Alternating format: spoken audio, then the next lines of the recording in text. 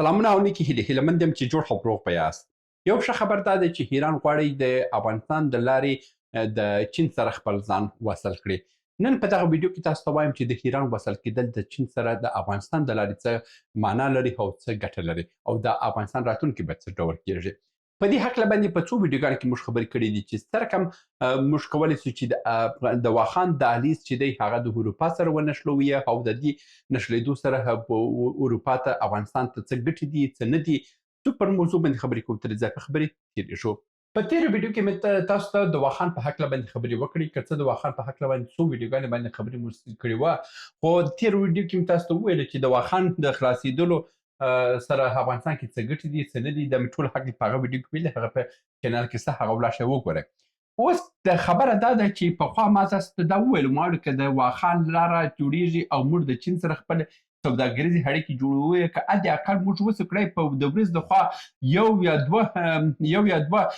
موټر هم موږ وسو کړی د چین څخه جنس راوړو افغانستان ته، او په افغانستان کې داسې واړه مارکیټونه په بدخشان کې جوړ کړو، مزار کې جوړ کړو، کابل کې جوړ کړو، ننګرهار کې جوړ کړو، کندهار کې جوړ کړو، هرات کې جوړ کړو، فراه کې جوړ کړو، دې ولایتو کې موږ واړه مارکیټونه جوړ کړو. موږ د خپل کورنۍ مارکیټ هم که د چین سره وصل کړو نو دا زموږ لپاره ډېره ګټه ده. هغه دا ده چې موږ د پاکستان د لاهور د مارکیټ څخه خلاصېږو او موږ هر جنس به د مستقیمه د چین څخه راوړو. یعنې چین د نړۍ لویترینه ګدام دی چې پکښې کې هر جنس پیدا کېږي. که زموږ لاره د چین سره جوړېږي او موږ د چین سره خپل اړیکې جوړوو او موږ د چین سره خپل ارتباطات برابروي، معنا دا ده چې موږ د نړۍ تر ټولو لوی مارکیټ ته خپل ځان وصلوي او نور به نړۍ هېڅ ګوټ ته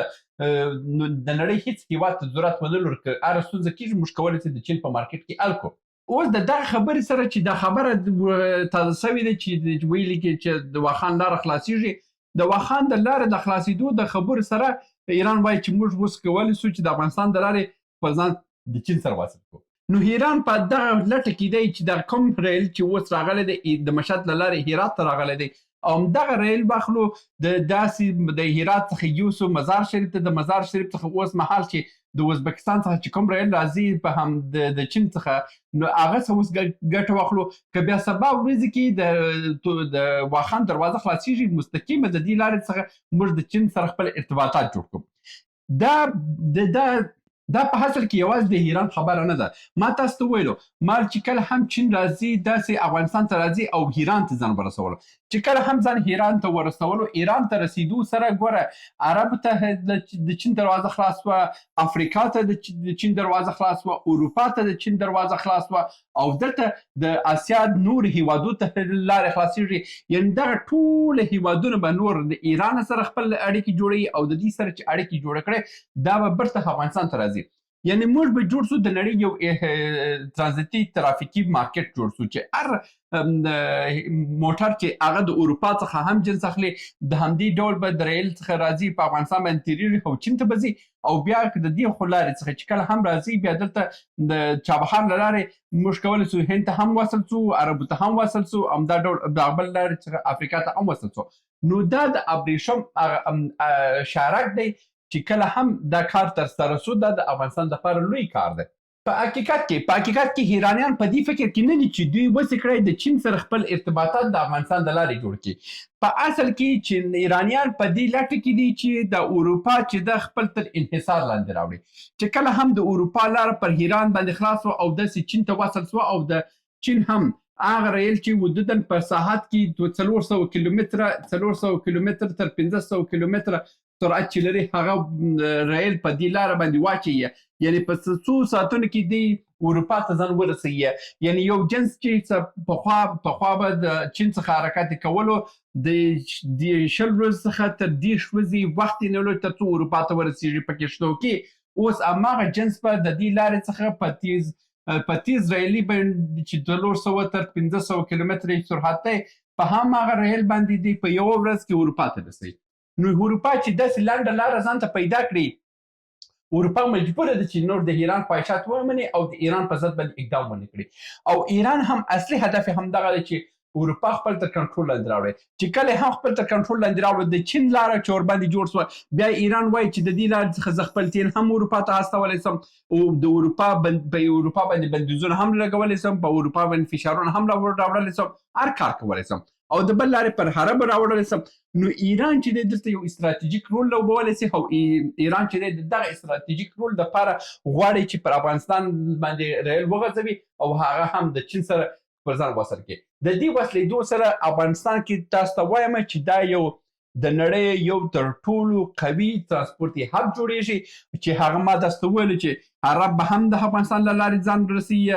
ترکمنستان به هم ځان چین ته رسوي ازبکستان به هم ځان چین ته رسوي اوس ازبکستان چې د ډېر لرې څخه راځي که دا لاره جوړ سي دا لاره په ازبکستان ته هم لنډه کېږي ترکمنستان ته هم لنډه کېږي ایران ته هم لنډه کېږي عربو ته هم لنډه کېږي او همدا ډول عراق او د نورو افریقایي هیوادو ته یعنی دا تر ټولو استراتیژیک کار دی که موږ وسو کړی دا کار ترسره کړو او د دې حد اقل یو ابتدایي کار هم وسو کړی شروع یې کړو دا زموږ دپاره د ماښام ډوډۍ جوړوي ما تاسو ته په پخواني ویډیوګانو کې ویلي دي که دا کار شروع سي دا نږدې هر کال 10 میلیارډ ډالرو په اندازه په افغانستان کې د ترانزیت ترافیک جوړیږي دا اوس چې موږ یوازې د هوایي سکتور څخه چې خپل ترانزیت اخلو د نړیوالو الوتکو څخه هر کال حدودا 2 میلیارډ ډالره کېږي یعنې که موږ دومره د زمیني ترانسپورتي نظام جوړ کړو چې د هر موټر څخه په وړوکې اندازه پیسې هم واخلو موږ کولی شو چې د کال څخه 10 میلیارډ ډالره عاید جوړ کړو 10 میلیارډ ډالره که موږ ولرو زموږ ژوند برابر دی همدا اوس موږ کلنۍ بودیجه چې ده 4 میلیارډ 15 میلیارډ دومره بالا نه ده مګر موږ که 10 میلیارډ ولرو دا زموږ ژوند بدلوي موږ کولی شو چې د دې سره خپل نور تجارتونه فعاله کړو موږ کولی شو بیا د دې لارې څخه د اروپا سره خپل جنس خرڅ کړو موږ په لار ګټې اخیستلی شو نو دا کار چې دی دا داسې وړوکی کار نه دی د دې کار سره موږ ډېر ګټې اخیستلی شو زموږ ژوند به ورسره بدل سي او زموږ خلک به په کار وبلېږي یعنې دلته کوم ترانسپورتي نظام جوړیږي دلته به هوټلونه جوړ سي دلته به د صنعت د ګرځندوی به جوړ سي او دلته به د خلکو تګ راتګ به ډېر سي او چې کله دا ټوله وسوه پیسې راغله امنیت به سم سي او نور به خلک دې ته مجبور نه اوسي چې یو د بل پسې وهلو ټکول شروع کړي او یو بل سره ووژني او ویې نو دا زموږ دپاره یو تر ټولو ښه پیغام دی هیلهمند یم چې دا پروژه ژر تر ژره تطبیق سي د دې پروژې د تطبیق سره به د افغانستان کورنۍ عایدات به هم ډېر سي ترانسپورتي عایدات به هم ډېر سي هر خوا که موږ فکر وکړو زموږ د ماښام ډوډۍ په کښې کې غوړه ده